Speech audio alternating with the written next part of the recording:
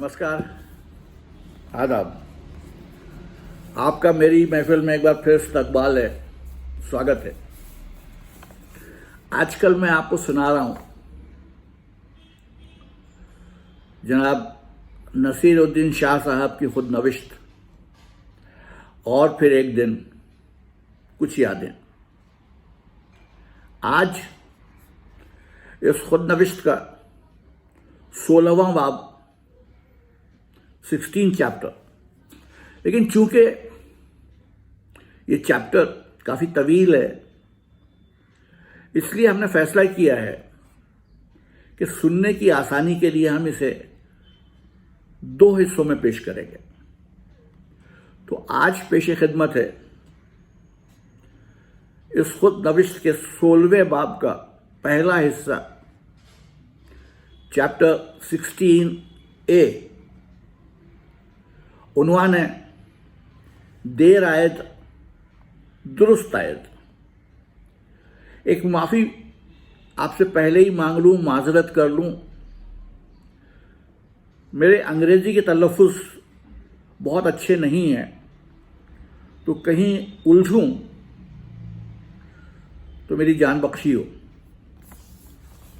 देर आयत दुरुस्त आयत।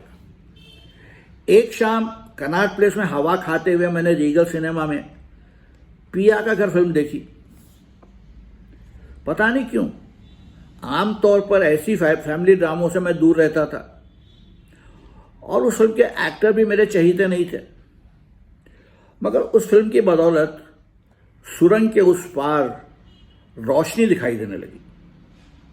इसमें तकरीबन सभी अदाकारी कर रहे थे हिंदुस्तानी फिल्म और television training institute FTII Poona से निकले हुए एक्टर। मैंने 2 साल पहले वहाँ बनी कुछ फिल्में भी देखी थी जिनमें स्टूडेंट ने ही किरदार किया था। उन फिल्मों के वजनदार उन्वान apocalypsis cum genesis and unto the cosmic void, मध्य सूर्य एवं मृगतृष्णा, त्रिभीषण का तीव्र मध्यम जैसे होते थे, अब भी होते हैं, और उन्हें देखना अब भी काल कोठरी में बंद किए जाने के बराबर है। लेकिन वहाँ के अदाकार तलबा पर बड़ा रश्क हुआ कि उन्हें कैमरे के सामने आने का मौका मिलता है। वहाँ जाकर मैं भी अपने आप को पर्दे पर देख सकूँगा। मैंने सोचा आखिरकार पता चल ही जाएगा कि मैं कैसा दिखता हूँ। उन दिनों FTII के तलबा की काफ़ी बड़ी तादाद फिल्मों में फ़ौरन रोज़गार पाने लगी थी। उनमें से कुछ एक तो रातों रात स्टार भी हो गए थे और FTII स्टार पैदा करने का कारखाना माना जाने लगा। 1970 की दहाई में मुख्तसर वक्त के लिए शोहरत पा लेने वाले FTII के ग्रेजुएट्स, लड़के लड़कियां दोनों की फहरिस्त 2 हाथ लंबी है। लगभग सभी जिस तरह रातों रात चमके, वैसे ही गुल भी हो गए। इतनी दूर तक की सोचे बिना रोजी कमाने का रास्ता पाने उस जगह जाना मुझे ज़रूरी लगा। भले ही पेड़ों के इर्द गिर्द नाचना और बदमाशों की पिटाई करना मेरे नसीब में नहीं था, लेकिन FTII का परवाना मेरे पास हो तो फिल्मों में दूसरे बहुत से मौके हाथ लग सकते हैं।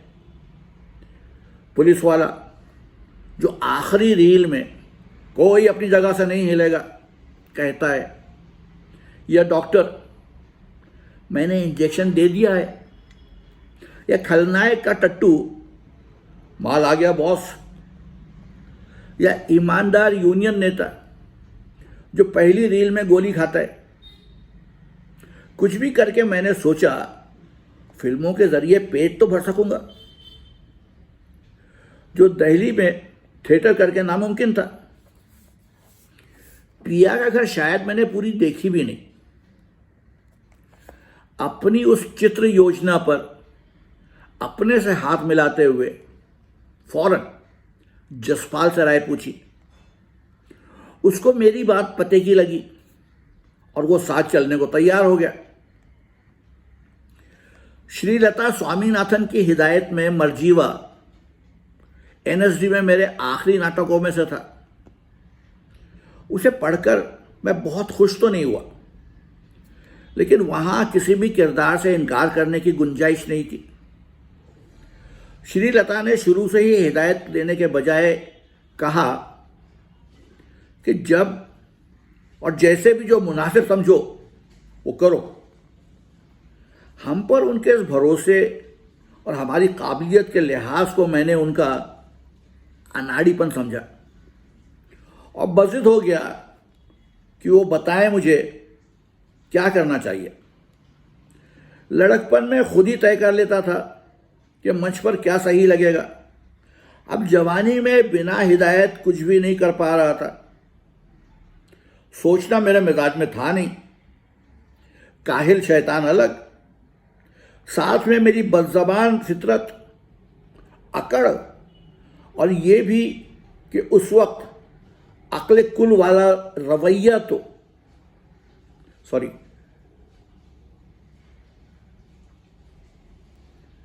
सोचना मेरे मिजाज में था नहीं। काहिल शैतान अलग, साथ में मेरी बदज़बान फितरत, अकड़ और ये भी कि उस वक्त अकल कुल वाला रवैया तो था मेरा, पर रत्ती भर समझ नहीं कि अदाकार की जिम्मेदारी क्या होती है। नतीजा निकलता है शख्सियत की एक बेमेल खिचड़ी का। बेहद सब्र के साथ श्रीलता अपनी बात पर टिकी रहीं और मैं बदतमीजी से अपनी जिद पर वो कहती रही कि जो मुझे मुनासिब लगे वही करूं, और मैं था कि इसी बात पर इसरार करता रहा कि मुझे बताया जाए कि क्या करना है। मामला इस बुरी तरह अड़ गया कि नाटक की पेशकश से हफ्ता भर पहले श्रीलता ने आखिर हार मान ली और बेमन से मेरे किरदार की शक्ल सूरत तय की। न सिर्फ ये कि मैंने रत्ती भर उनकी मदद नहीं की, बल्कि उनके भरोसे को भी ठुकराया। काम के उस बिल्कुल नए तरीके को जो दिलचस्पी ना होता मेरे फन में इजाफा भी करता, उसे आजमाने से भी इनकार कर दिया। श्रीलता जो करने की कोशिश कर रही थी, मेरी खोपड़ी में एक आध साल बाद जब समाया, तब मैं अपनी हिमाकत के लिए माफ़ी ही मांग सका। आज भी जब उस नाटक की याद आती है तो अपने आप को लताड़ता हूं। अक्सर सोचता हूं कि अगर कभी मेरा वास्ता मुझ जैसे किसी अदाकार से पड़ जाए तो शायद मैं उसको उल्टा लटका दूं। शुक्र मनाता हूं कि अभी तक ऐसा कोई मिला नहीं। जसपाल शाह ने FTII जाने का अपना इरादा जब अलकाजी को बताया, वो भड़क उठे कि यह थिएटर से गद्दारी है, हमने उनके भरोसे पर पानी फेरा है, मैं जसपाल को गुमराह कर रहा हूं, वगैरह वगैरह। अपनी सारी खूबियों के बावजूद अलकाजी का बर्ताव कभी कभी गैर यकीनी हद तक बचकाना होता था। नतीजा ये कि NSD में हमारे बाकी 6 महीने वो हमसे रूठे रहे, हमारे सलाम का जवाब भी ना देते। आज तक मेरी समझ में नहीं आया कि आखिर हमारे उस फैसले को उन्होंने अपनी नाकामी क्यों समझा।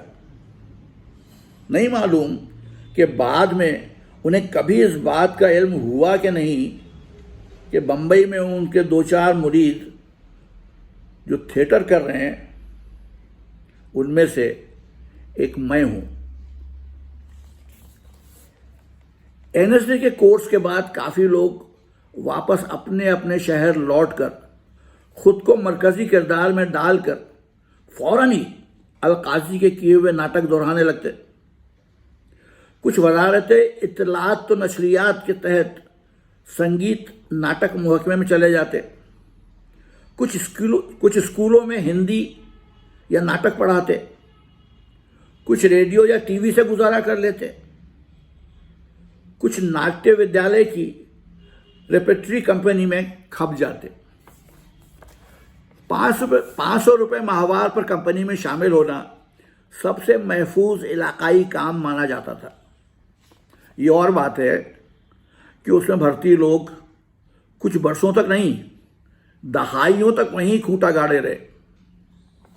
मैंने भी सोचा था कि रैप में भर्ती हो जाऊंगा, मगर अलकाजी ने शक की गुंजाइश नहीं छोड़ी कि जसपाल शाह रैप में नहीं लिए जाएंगे, और ये भी उन्हें नामंजूर था कि हम अपनी राह चुनें।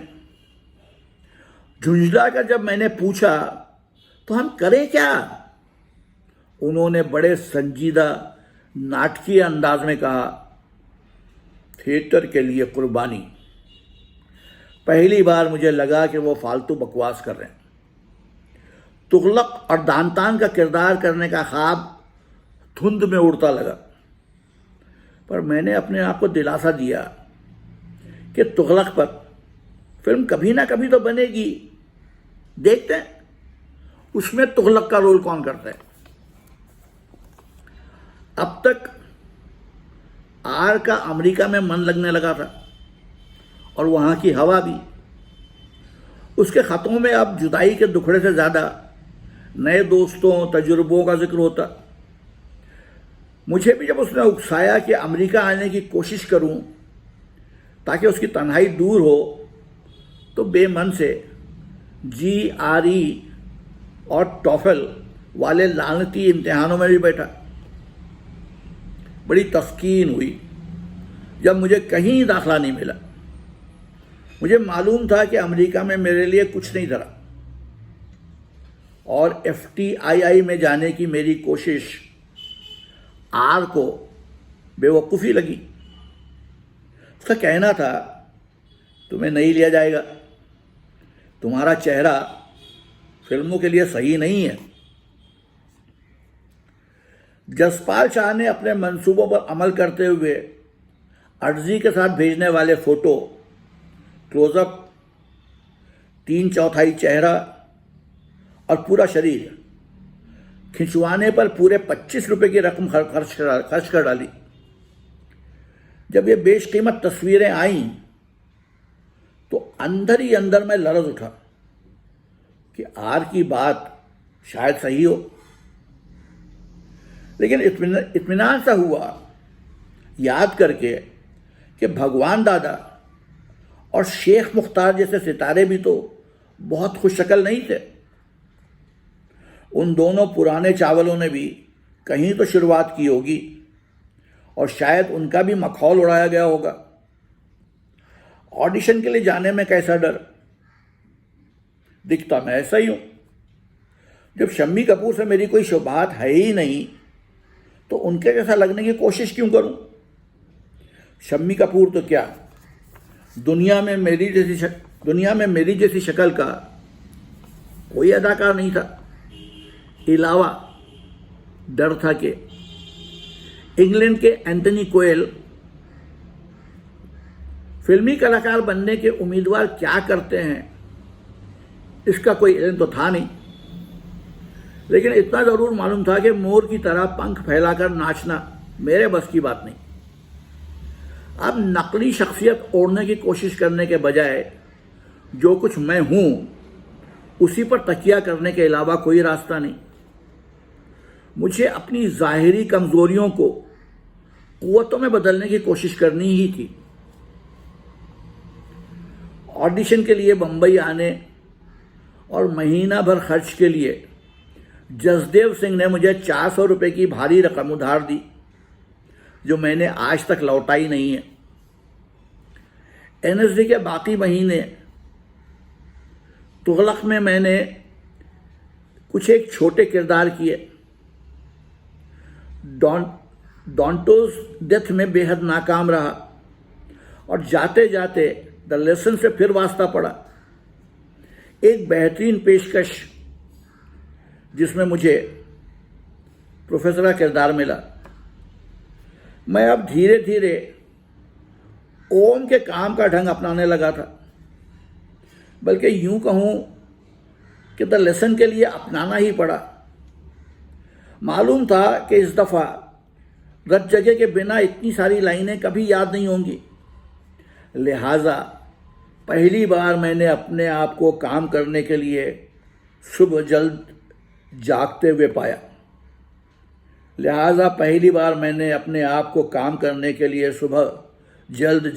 पाया।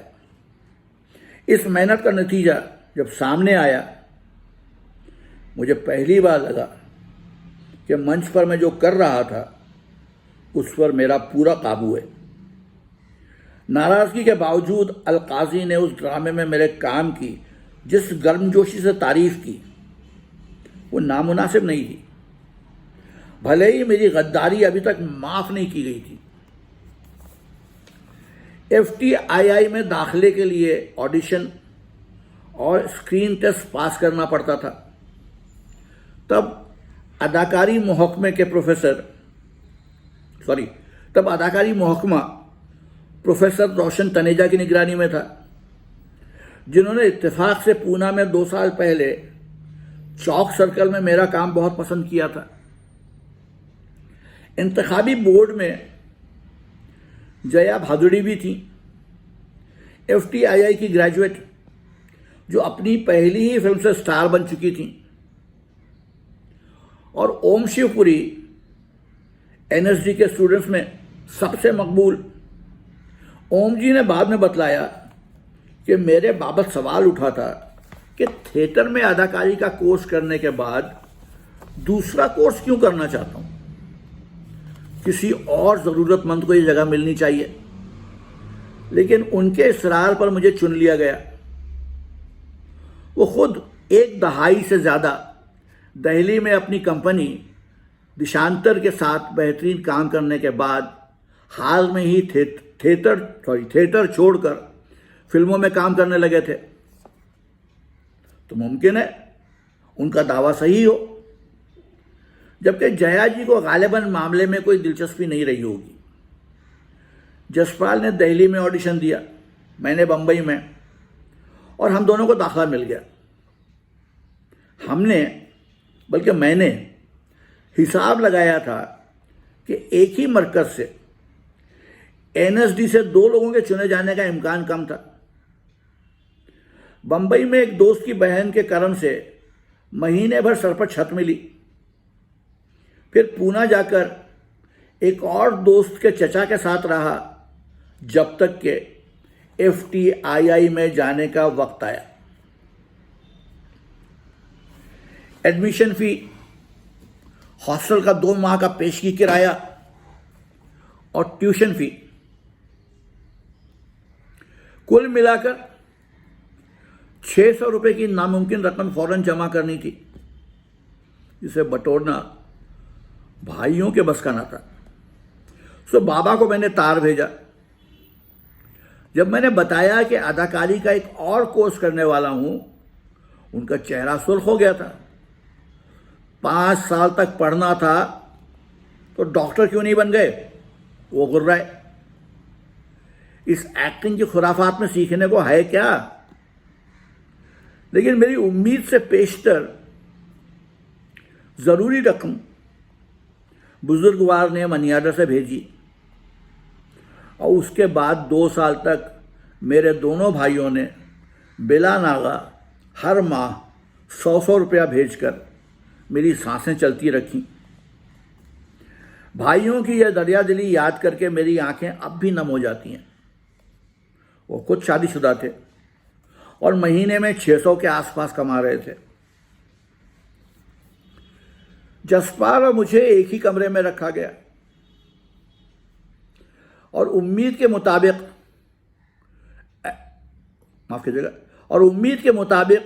रैगिंग की अहमकाना प्रथा से हमारी एक जैसी अग्नि परीक्षा हुई। कुल मिलाकर हमारे पास शायद 3 जोड़ी जीन्स रही होंगी और 2 जोड़ी जूते। मेरे पास एक पुराना सूट भी था जिसे भाइयों की शादी पर 2 बार पहना था। अपनी मरियल सी ठोड़ी को छुपाने के लिए बढ़ाई हुई दाढ़ी काफी लंबी हो चुकी थी। हम दोनों फकीर लग रहे थे, फिल्मी सितारे नहीं। अपनी क्लास के लोगों के बीच हम दोनों इतने फटीचर थे और सीनियरों के जुमले, एक्टर बनोगे, थोबड़ा देखा है अपना, अब भिखारी का रोल तो मिल ही जाएगा, कुछ एक्टिंग करके दिखाओ, सुन सुनकर एक कंटाप लगाने को जी करता था। मेरा अपने ऊपर यकीन जो उन दिनों वैसे ही बुलंदी पर नहीं था, उसे एक और झटका लगा जब सारे इंस्टीट्यूट को हमारे स्क्रीन टेस्ट दिखाए गए। उस दिन मुझे पता चल ही गया कि मैं स्क्रीन पर कैसा दिखता हूं। शम्मी कपूर की बात छोड़ो, यहां शेख मुख्तार या मोहन चोटी भी नहीं था। बुरी तरह डरा सहमा खरगोश लग रहा था जिसे बहुत दिनों से खाना नहीं मिला हो। हम सब नए सीखकर पर्दे पर एक एक करके जैसे ही आते, हमारा खैर मकदम जिस हकारत भरे कहकाहों और तानों से होता, उसे मेरे हौसले में रत्ती भर भी इजाफा नहीं हुआ। हमारी क्लास के लड़के ज्यादातर खाते पीते घरानों के मुस्टंडे थे और लड़कियां तकरीबन सभी स्कूल से निकली 16-17 बरस की। जसपाल और मैं 24 और 25 साल के बुजुर्ग, माफ कीजिएगा, जसपाल और मैं 24 और 25 साल के क्लास के बुजुर्ग थे। उनके बीच हिंदी फिल्म भक्तों की उस भीड़ में हम दो कैसे खप सकेंगे, मैंने सोचा। उन 2 साल जो मैं FTII में रहा, अपने आप में सुकड़ता चला गया और इत्तेफाक से अपने उस पहलू से जा मिला जिसे अकेले रहना पसंद है। बेइंतहा गमज़दा भी था। उन दिनों आर के आखिरी खत में हमारे रिश्ते के खात्मे का ऐलान था। उसने पहले भी लिखा था कि कोई नहीं जिससे मन की बात कह सके।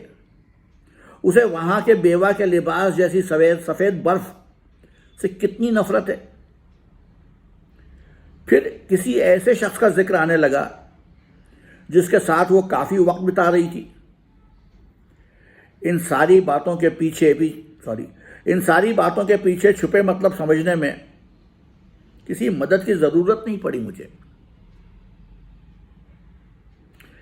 NSD में जब मैं दाखिल हुआ था तो मेरी ये हेकड़ी कि मुझे सब मालूम है, वहां का तीसरा साल होते होते टाएं टाएं फिस हो चुकी थी। द लेसन में कड़ी मेहनत का पहला नतीजा जब दिखा तो बात समझ में आई कि अदाकारी के बारे में भी बहुत कुछ जानना बाकी है, पर क्या, इसका पता नहीं था। ना ही ये कि कैसे और कहां सीखूं। NSD ने मंच पर मुझे बेपनाह खुद एतमादी दी थी, लेकिन एक्टिंग के कल पुर्जों का कोई भी इल्म नहीं और लगा कि अब उससे जूझने का वक्त आन पहुंचा है। मैं काम ठीक ठीक करता, पर क्यों यह मालूम नहीं था, हर शो एक आवारा बादल की तरह गुजर जाता। ऐसा फिरौने बेसामान था मैं कि हमेशा लगता मैंने कमाल की एक्टिंग कर ली, और जो मेरे काम में नुक्स निकालते हैं वो बेवकूफ कुछ नहीं जानते। तो ये था नसीर साहब की खुद नविश्त का 16वें बाब, देर आए दुरुस्त देर आयद दुरुस्त आयद का पहला हिस्सा कल फिर आऊंगा, आपको इसका दूसरा हिस्सा सुनाऊंगा। तब तक के लिए इजाजत, आदाब।